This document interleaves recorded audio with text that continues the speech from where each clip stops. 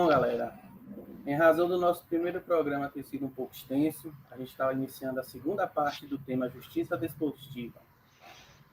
Hoje existe um entendimento de que, mesmo esgotadas as instâncias da justiça desportiva, se ele for para a justiça comum, só pode ser analisado o aspecto formal, né? Não o mérito. Existe alguma exceção em que possa ser reapreciado o mérito da decisão?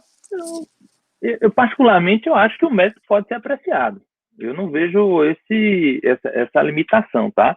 É diferente, por exemplo, da proteção que se tem a questão, vamos colocar assim, do direito administrativo. Um direito administrativo, ou, por exemplo, um laudo arbitral, né? Vamos colocar assim, um laudo arbitral, ele pode ser submetido ao crivo do judiciário, pode, aí sim, para ver se foram atendidas as questões formais. Mas no âmbito desportivo, no âmbito, eu acho que o 217 diz assim, você pode ir discutir tudo, até porque se discutia tudo antes, se levava, essas demandas eram levadas ao judiciário, tá? Já foram, melhor dizendo, já foram levadas ao judiciário. Então, eu não vejo essa limitação, sendo bem honesto contigo, Letícia. Para mim, pode sim discutir absolutamente tudo, tá? O que ele está dizendo é condição de procedibilidade. O que quer dizer isso? Eu só posso discutir a demanda se você recorrer à instância interna. Então, se eu não vou à instância interna, o juiz não vai conhecer da causa. Vamos dar um exemplo concreto aqui. Um atleta foi expulso do jogo. Aí a pergunta é, aí esse atleta vai no seu escritório e diz, eu quero que você recorra para eu jogar no outro domingo. Você pode ir ao judiciário? Pode. Independentemente de qualquer coisa, você pode ir ao judiciário e levar aquela demanda. Agora, o que é que o judiciário vai dizer? Passou pelo crivo da justiça desportiva, pelas instâncias internas? Não passou. Então, eu não vou conhecer na demanda, porque a Constituição diz que tem que passar.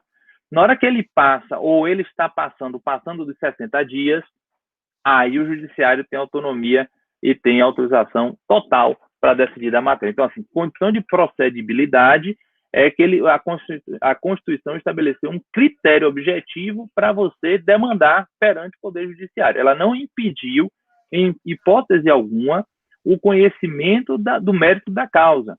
Tá? É diferente de matérias administrativas em que eu só posso revolver outros campos do direito, que eu posso revolver apenas o cumprimento do formalismo. Mas por que isso? Alguém poderia perguntar. Por uma razão muito simples, por conta da natureza privada. Então, o Estado ele não iria abrir mão de decidir uma matéria porque um ente privado tomou uma decisão e ele só apenas vai ver a forma. Não, isso aí não. Eu acho que, embora tenha ocorrido muito pouco isso, hoje em dia, muito pouco, até pelo reforço que as entidades internacionais e as confederações nacionais têm dado à não utilização do Poder Judiciário e a consciência dos clubes, dos atletas, que é melhor resolver internamente, isso não tem ocorrido. E veja que isso, só fazendo um adendo, Letícia, isso está se espraiando para outros campos. Por exemplo, o que é a CNRD hoje no futebol brasileiro?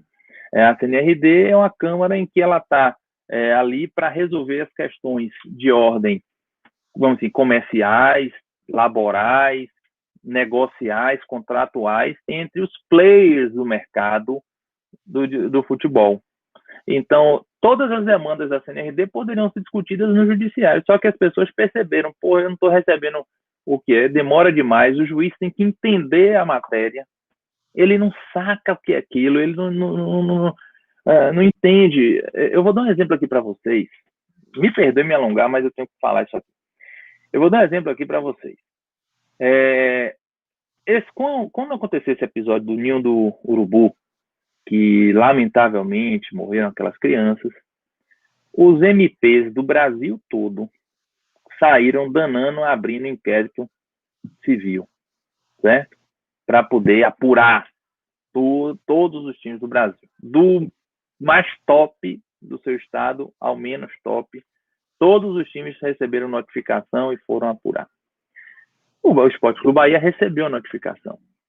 E eu fui até a promotoria para colocar, junto com o diretor jurídico, que estava comigo, e mais meu colega de escritório, nós fomos até lá e dissemos assim, estamos aqui à disposição. O Bahia estava até na época da mudança do Fazendão para a cidade tricolor, e a gente, estamos à disposição, MP. Podem vir, pode conhecer, quer fazer o quê e tal. Aí eles viram, e realmente a gente está num estágio muito avançado nesse ponto, e estava super tranquilo. Não, vocês não são problema para a gente, não. Nós cogitou-se de fechar algum CT de um clube menor. Aí nós falamos assim, doutora, a senhora conhece a realidade das crianças ali? Não está em condições 100% ideal. Não está em condição de ser assim um hotel do nível do Bahia. Mas essas crianças têm a única oportunidade de vida no futebol, de se ver livre das drogas, de se ver livre de amizades nefastas. Então, se a senhora chega e porque está pressionada por conta desse episódio do União Urubu e não conhece a realidade aqui do gabinete, diz não atende os critérios todos, vamos sair fechando tudo, simplesmente você vai acabar, não apenas com a estrutura do futebol enquanto business, de gerar novos atletas, não. Mas você vai acabar com sonhos e esperanças de pessoas melhorarem de vida, de mudarem de áreas. Então, é aquela coisa, a pessoa, às vezes, que não atua, que não conhece a realidade, ela vê com outros olhos, ela não vivencia. Tem dificuldade? Tem, mas ela, se fosse ali alguém do âmbito do esporte, vocês acham que a solução seria essa? Não, ia tentar adequar, ia tentar... Se você não pode ficar com 20, fica com 15, mas é importante ter ali os atletas, porque eles dão oportunidade de vida para outras pessoas. Então, é essa perspectiva que eu acho que tem se inaugurado, da gente buscar soluções junto a quem conhece as coisas, a realidade, vivencia, porque é uma matéria muito específica, muito específica. Vejam apenas, vou fazer uma provocação, vocês que têm conhecimento, são diferenciados na área do direito esportivo em relação a muitas outras pessoas, assistam um jogo e vejam os comentários que, por exemplo, o seu pai, seus irmãos, que não têm vínculo com o direito esportivo, passam a fazer. Ou seja, quando vocês começam a estudar, fica até meio chato você assistir, porque você entende certas coisas, entendeu? Você entende já ver diferente. Você não fala com aquele olhar leve, solto do torcedor, demite todo mundo. Aí todo mundo, vocês sabem que tem a Lei Pelé que diz que tem que pagar o contrato todo, né? Você não, Letícia, que é envolvida nas discussões aí do Vasco, sabe que vai dizer assim, o Vasco perdeu aí 3-0 pro Bahia, então vamos demitir todo mundo, vai todo mundo embora, tal. Você sabe que não dá, o Vasco vai afundar de dívidas. Mas quantas pessoas ao seu lado falam isso? Pessoas, às vezes, que têm formação acadêmica sólida e doutores, etc. São pessoas digamos assim, como eu gosto, vejo as pessoas falando, as pessoas gostam são pessoas de nível, nessas coisas, esses rótulos aí que apõem sobre os outros, né? Então, olhe como isso é diferente. Quando você tem conhecimento das coisas, muda a sua percepção de vida. Milton, chegou minha vez aqui de fazer minha pergunta. A gente está discutindo já, desde o começo da nossa conversa aqui, os pressupostos da atuação da justiça desportiva. O senhor falou brevemente assim, sobre autonomia, né, em relação a órgãos judiciários, etc. Eu queria tratar da autonomia e da independência dos órgãos da justiça desportiva sobre outro aspecto, que é a separação desses órgãos da justiça desportiva em relação às confederações, em relação às federações regionais, etc. Como o senhor falou no começo da conversa também, teve a separação da sua atuação como procurador do STJD, né, e também atuante no Clube do Bahia, né, e a minha pergunta vai meio nesse sentido: que mecanismos a gente tem hoje previstos para garantir a independência de órgãos da justiça esportiva, da separação do TJD, por exemplo, de uma federação regional, e não só dos auditores, né, como era o senhor, aliás, procurador, né, mas do órgão como um todo também? Muito boa pergunta, Gustavo. Parabéns aí. Aliás, as perguntas aqui estão muito boas, viu? Parabéns a quem está assistindo aí. A gente estão colocando mesmo para poder esfolar mesmo aqui. Mas vamos lá. Você faz uma pergunta que eu acho que é muito válida. No seguinte aspecto, todo mundo gosta de falar que a justiça esportiva é uma caixa de Pandora, que a justiça esportiva resultado é fabricado, que ninguém estuda ali, vai para lá e decide de qualquer forma. Eu vejo muitos comentários dessa natureza e muita gente desconhece, mas desconhece porque quer. né? Hoje, inclusive, muitos tribunais têm transmitido seus julgamentos, algo que, por exemplo, eu tenho eu fico um pé atrás, basta olhar o que aconteceu com o Supremo Tribunal Federal depois da TV Justiça. Eu acho que necessariamente não se faz justiça e não é uma atenção ao princípio da publicidade essa mediatização, a diferença de ser público e ser mediatizado, é uma opinião minha, né? Lógico, entendo. Mas o que é que leva, como é que a gente vai garantir a autonomia da justiça esportiva? São os membros. A justiça esportiva é formada por pessoas. O que eu vou falar até uma coisa utópica, tem gente até que me critica quando eu falo dessas utopias, mas paciência. Como eu penso e como eu acho que as coisas devem ser. Como é que a gente garante a autonomia? Pondo disposição legal? É um caminho. Quantas leis existem, quantas leis são burladas? Quantos crimes existem, quantos crimes são cometidos? Então, necessariamente, lógico que tem muita gente fala, e eu já estudei, já refleti várias vezes, se valeria a pena o Tribunal de Justiça Esportiva se autogerir, por exemplo, ele ter uma dotação orçamentária, ele ter essa separação. Eu particularmente não sei se na prática isso seria tão positivo, tá? Você teria que ter uma estrutura diferenciada, você teria que ter uma estrutura profissional, como disse a Mi, né, fez na sua pergunta, teria que profissionalizar mesmo para poder ter essa separação, como você pressupõe. Para mim, do jeito que a lei estabelece, ela dá autonomia, tá? Você não tem independência porque você não tem a questão financeira, você não consegue se gerir, quem custeia você é a federação, mas você tem autonomia. E o que vai definir, fundamentalmente, é a postura das pessoas. Então, não é que você, quando vai para o TJD ou para o STJD, você é inimigo da federação. Não existe isso. Ou você é inimigo dos clubes. Eu acho que essa é uma visão, ou dos atletas. Eu acho que essa é uma questão que, para mim, tem que ser muito repensada. Então, quando quem vai para a justiça esportiva, aí vai uma dica aqui para quem está assistindo a gente. Justiça esportiva é muito bom, mas você tem que encarar com seriedade, com amor, com carinho, com apreço. Então, se você vai ser auditor, exerça bem o seu papel. Busque ter sua autonomia, desempenhar, decidir as coisas de acordo com a sua convicção, mas o principal aliado de qualquer operador do direito é o bom senso. Bom senso é algo fundamental. Não adianta você ir para um lugar desse e não ter bom senso, Gustavo. Entendeu? Ir para lá para poder... vou brigar com a federação. Eu participei de um julgamento, assim, a gente me perdoe em trazer certos casos aqui, mas eu vou contar aqui para vocês. Sergipe. Estou em Sergipe advogando para um clube.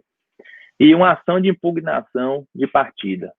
Igual àquele caso, igual não, mas nascido como um precedente, nascido naquele precedente, que para mim não é precedente, do STJD, no caso Aparecidense e Ponte Preta. Vocês se lembram que anularam tal por interferência externa. O clube fez um gol na semifinal do Campeonato Sergipano, fez um gol, vem o Bandeira, o árbitro vai até o Bandeira falar alguma coisa, aí ele anula o gol. O Bandeira comunica o impedimento. O Bandeira levantou, aí ficou aquele povo, sabe como é atleta que chega junto ali, faz aquela pressão. Vem a ação de impugnação dizendo que o Bandeirinha... Aí eu fiz minha sustentação. Um auditor disse assim, doutor, sua sustentação foi excelente, mas para mim a culpa é da federação. Fiquei assim, olha, federação? A culpa é da federação. Se tem uma porta aberta, se o estádio tem risco de qualquer coisa, se a federação não cuida 100% de tudo, isso para mim é interferência externa. Ou seja, ele tinha uma briga com a federação. E ele disse, eu gostaria de votar contigo, mas para mim a culpa é da federação, eu voto contra. Entenda. Era um cara que ele viu, entendeu que eu estava certo, ganhei, ele e mais a colega dele da mesma classe que vieram, votaram contra. Foi 7-2. Eu julguei o primeiro 7-2, que foi um 9-0 para mim. Que o problema não era eu, não era a tese, era a briga dele da federação. Porque quando você tem que apontar interferência externa para impugnar a partida, você tem que dizer, ó, o árbitro ouviu da pessoa que viu na televisão, que viu, ele veio e mudou a posição porque ele ouviu de uma pessoa externa. Se o árbitro ouviu do Bandeira, não é conjunto de arbitragem, não há que se falar de interferência externa, perfeito? Só que para ele, interferência externa é assim, se havia um risco, se a federação não estava cuidando das coisas bem, então era um risco potencial. Então, para ele, em outras palavras, todas as partidas deveriam ser anuladas por conta dessa interferência externa. Então, aí isso é um exemplo. Como é que você também vai garantir a autonomia e o tribunal vai ser respeitado se o cara é inimigo da federação? E vai para lá para poder falar mal da federação. Não entendam que a coisa é passada dessa forma. Então, é necessário que se reflita. É necessário que você tenha postura. Você não está ali para agradar ninguém e nem você também deve ir para ali só para desagradar. Você tem que só pesar e buscar sempre a justiça. Então, o melhor caminho, a despeito de regras jurídicas que possamos criar, é que as pessoas que vão para a justiça esportiva vão com essa consciência. Professor, permita-me concordar e discordar um pouquinho dessa última resposta. Primeiro, a questão de garantir essa autonomia, com certeza, dando moralidade às pessoas, confiando nas pessoas, do mesmo jeito que é o jeito para se garantir ausência de corrupção, ausência de roubo, ausência de crimes, mas a gente tem maneiras de melhorar o sistema que a gente tem hoje, né? Veja, em qualquer ramo do direito, se você for num tribunal que é mantido por uma organização e você tem que julgar essa organização, você tem um conflito de interesses claros. E todo profissional do direito se arrepia um pouco quando isso acontece. Mas na justiça desportiva, por exemplo, a gente não tem isso. A gente tem um STJD bancado por uma CBF. Então, assim, como que o STJD vai julgar uma CBF sem o mínimo de desconforto? Como que um TJD estadual vai julgar uma federação estadual sem um mínimo de desconforto? Voltando na primeira resposta que o professor nos deu acerca do caminho e não de chegar lá no final, talvez modificar um pouco a fórmula de ingresso nos tribunais, porque hoje a gente tem indicação da OAB, indicação de sindicato de árbitros, indicação da entidade que organiza e indicação dos clubes, né? Talvez fazer uma forma de ingresso com prova ou com exigência de conhecimento, uma fórmula de avaliação de exigência de conhecimento, seja algo que rompa um pouco essa ideia e garanta uma autonomia maior. Porque ali você realmente tem pessoas que demonstraram, apesar de que hoje, para entrar num TJD, no STJD, você tem que ter conduta ilibada e um notório saber jurídico desportivo, mas como se mede isso? Como que se aufere isso? É o que o professor acabou de falar. Eu já fui em julgamentos aqui no Paraná, que eu vi advogado fazer uma sustentação e todos concordarem e falarem ao final: olha, doutor, a explanação do doutor foi excelente, porém eu já tinha pensado em votar assim e eu vou manter meu voto. Soa, no mínimo, bizarro e grotesco, né? Então, assim, eu acho que para garantir uma autonomia maior, para garantir uma justiça desportiva mais forte, para garantir uma justiça desportiva mais coerente, a gente teria que começar a repensar algumas fórmulas, como forma de ingresso, como as pessoas que indicam, até não a profissionalização nesse momento, mas como a gente manter essa justiça desportiva à parte das federações, dotação orçamentária, o professor falou, eu acredito que pelo caráter de justiça privada fica um hibridismo meio estranho, mas acho que hoje a gente tem fórmulas de poder melhorar o status quo que a gente tem hoje, né? Desde o processo de entrada, até uma eventual remuneração ou não, até uma transparência maior dos julgamentos. Hoje a maioria dos TJDs é tudo físico, então assim, você não consegue fazer levantamento nenhum de jurisprudência, de decisões, você não consegue estudar isso com tanta facilidade. São Paulo aparentemente vai começar a digitalizar isso agora. Então assim, eu acho que a gente já atingiu um patamar legal, mas a gente tem como evoluir bastante nessa seara. Você vai me permitir fazer, então, exercer o contraditório aqui, à luz do que você falou. Acho que você não está discordando de mim. Eu acho isso.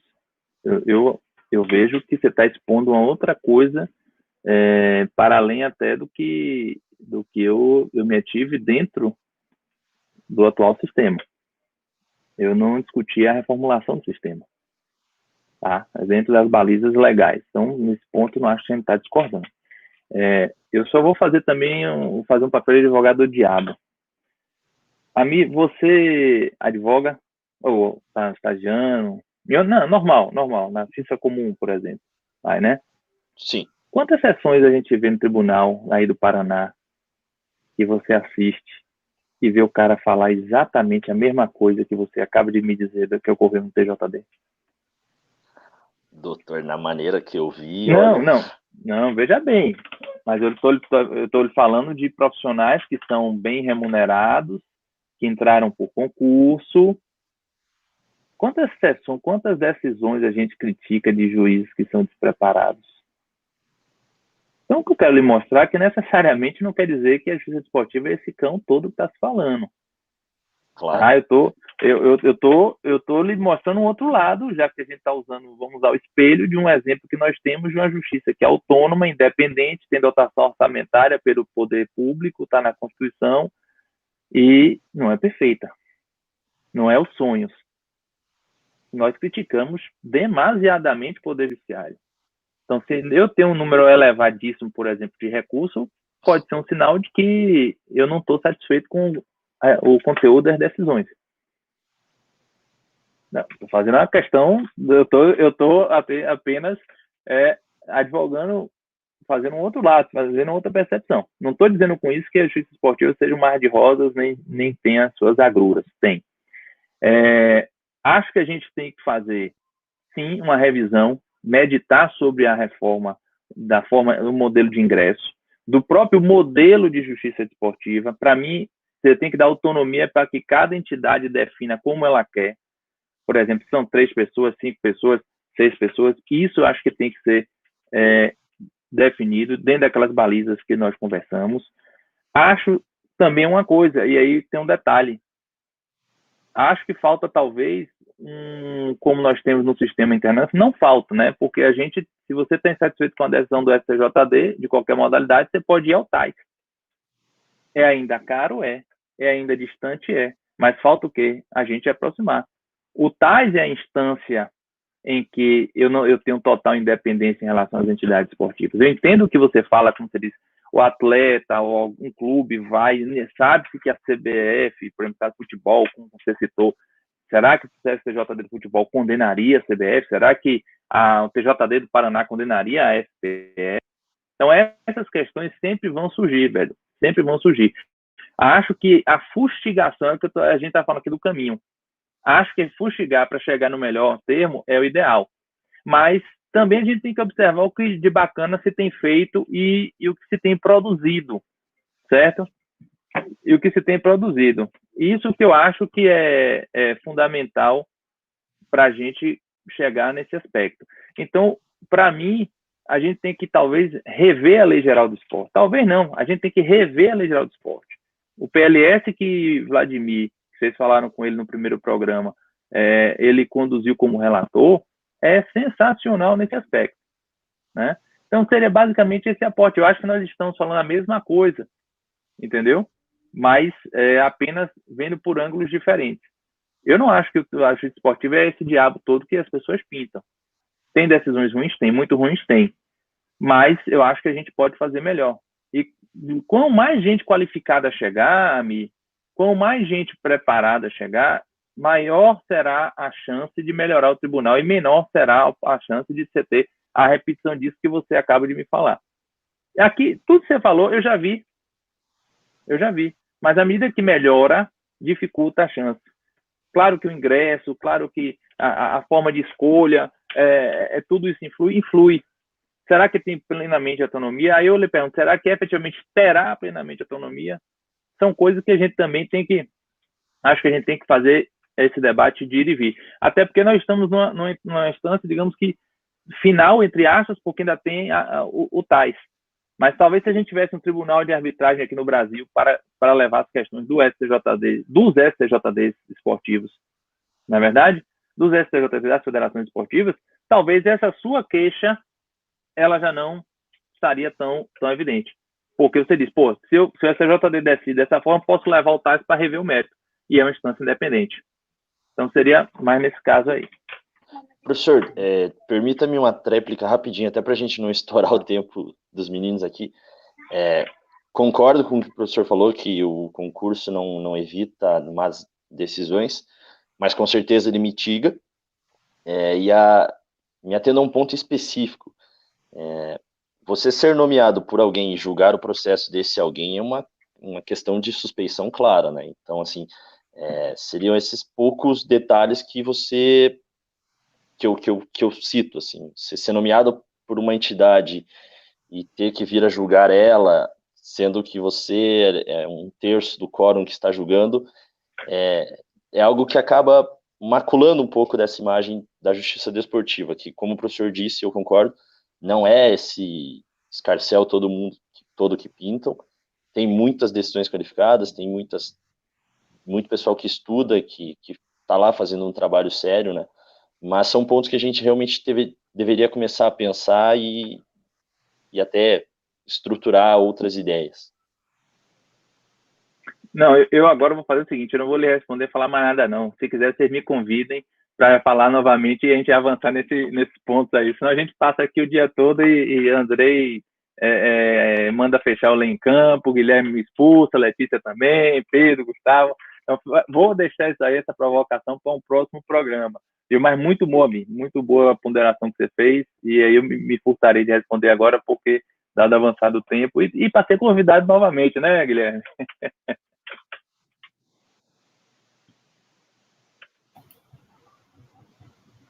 O professor já está mais que convidado. Das próximas vezes, já fica o convite novamente para a gente tratar desse tema, porque é um tema muito longo. Então, se a gente fosse ficar tratando aqui das particularidades da justiça desportiva, tomaria um tempo considerável do seu dia. Mas muito obrigado pela explanação. Foi sensacional a aula. Com certeza. Tanto você quanto a Mia foram excelentes participações. Muito bacana. Se me permite só, não é nem uma pergunta, né, mas é um caso que aconteceu recentemente, que é o do Flamengo contra o Palmeiras, que um funcionário do Flamengo, através do sindicato de clubes, ele ingressou na Justiça Comum pedindo adiamento do jogo devido aos vários atletas contaminados, não só atletas, mas equipe técnica, enfim. E na teoria isso vai contra tanto o artigo 231 do CBJD quanto o 116 do RGC da CBF, e mesmo tendo acontecido o jogo, mesmo a partida tendo acontecido, se porventura viessem a comprovar assim, foi de fato a mando do Flamengo que ele ingressou, seria aplicável a punição prevista no artigo do 231? O 231 é um tipo disciplinar que traz duas formas de manifestação, tá? Primeiro é se beneficiar de uma ação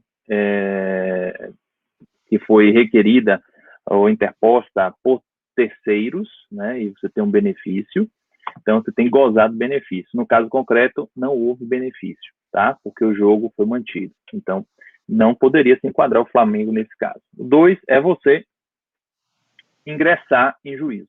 E você quem aqui? O Clube de Regatas Flamengo.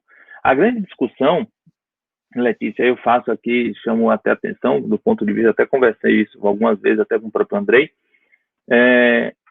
se essa conduta é uma conduta em que só o titular do direito pode exercer, ou seja, só a ação tem que ser em nome do Flamengo, ou se poderia o Flamengo atuar em concurso com o terceiro que é o titular da ação, tá? Aí é aquela discussão que a gente for no direito penal, se isso seria uma hipótese de tentativa, uma hipótese de autoria imediata por parte do Flamengo, né? Se a gente recorda aí, é como se o Flamengo fosse o que Roxinho chama aquele homem por detrás, né? Se o Flamengo, ele ali, ele constrói a ação, se ele tem domínio funcional do fato. A questão é essa. Esta prova, sendo bem honesto, embora eu tenha uma resistência nos crimes chamados delitos de mão própria, que terceiros que não sejam aquela própria pessoa que o tipo estabeleça possam responder, não obstante o próprio STJ já tem, inclusive, flexibilizado isso, doutrinariamente, a doutrina penal sempre se posta em sentido contrário, mas o STJ já flexibilizou até em desfavor de advogados, nos casos de falsidade do artigo 342, né, da impressão de depoimento falso, em que já tem casos em que o advogado e a testemunha respondem conjuntamente. O advogado ele não pode prestar um depoimento falso. Quem presta o depoimento é a testemunha, não é verdade? Então, a questão é, quem propõe a ação foi o sindicato. Pode o Flamengo responder em concurso e, portanto, está incerto no artigo 231. Eu vejo, assim, de forma, no caso concreto, muito exígua a prova para se falar isso. Eu acho que o fato do funcionário ser vinculado ao Flamengo não quer dizer que ele tenha poder de mando no Flamengo. Ele não tem poder de controle. Ele é funcionário do clube, de uma área de segurança. Então, isso pode ser uma coincidência, pode não ser uma coincidência, pode alguém ter pedido. Você tem que fazer a prova de que o presidente do Flamengo pediu a ele, disse, faça a ação, e aí você entender que isso seria admissível, né? Porque o poder de acionar não estava na mão do Flamengo. Essa é que está a grande questão. Nos delitos, nos tipos infracionais de mão própria, o poder está naquela pessoa que é descrita pelo tipo. Então, a questão é, pode haver coautoria nesses casos? Então, essa você tem que ter uma prova mais robusta. Então, particularmente, eu vejo com muita dificuldade esse caso aí, em relação a querer imputar alguma coisa ao Flamengo. Embora seria um deleite para os amantes da justiça desportiva ouvir Michel Assef ali na tribuna do STJD, mas é muito difícil isso, muito difícil, sinceramente, honestamente. Acho a prova exígua e do ponto de vista doutrinário, dogmático, até há uma certa aridez no caso concreto. Bom, galera, rendeu, né, o programa. Correto. Essa foi uma dúvida que surgiu muito, né, na época que aconteceu isso, muita gente falando. E espero que tenha respondido aí, é contente para vocês. Com certeza. Foi ótimo. Isso aí, o programa rendeu, né? Muito assunto para ser abordado, muito conteúdo, com certeza muitas dúvidas. Já estouramos o tempo, já passamos o nosso tempo. E, doutor Milton, a gente tem que agradecer muito a sua presença. Tenho certeza que o senhor vai ser convidado várias vezes. A justiça desportiva é um assunto que deixa muitas pautas abertas e tudo. A mim também, muito obrigado pela participação. A gente só tem a agradecer, agradeço ao Pedro, à Letícia, ao Gustavo. Vamos dar encerramento ao programa. Em breve a gente vai se encontrar em outras oportunidades. Tenho a certeza disso, doutor Milton. Obrigado e pelo apoio e por tudo que vem fazendo. Amigos, eu agradeço a Mi, Letícia, Pedro, Gustavo, Guilherme, e faço voto que possamos um dia fazer o programa ao vivo e aglomerados, né? Que agora é a palavra da moda, é aglomerar. Então, faço voto que socorra, que seja até de máscara todo mundo, mas que possamos voltar a ter mais convívios e contatos interpessoais. Sensacional, contem comigo sempre, eu sou um fã da justiça desportiva, eu sou um fã dessas iniciativas, sobretudo levadas a efeitos por acadêmicos. Tá joia? Uma satisfação imensa passar aqui essa horinha com vocês. Beijo para todos que nos assistem e para todas também. Um abraço imenso e até a próxima. Obrigada, doutor Milton. Foi ótima a sua participação. Obrigada, Mir, também foi excelente. Fica aqui também o convite para participarem novamente. Queria agradecer também ao Guilherme Charles por ter se colocado à disposição, ter colocado o grupo de estudos da Federal do Paraná à disposição. E é isso, foi muito bom. Espero que voltem. Pessoal, eu queria agradecer também. Muito obrigado pelo espaço. Curitiba está de portas abertas a todos aí. Parabéns pela iniciativa. E é isso. Muito obrigado.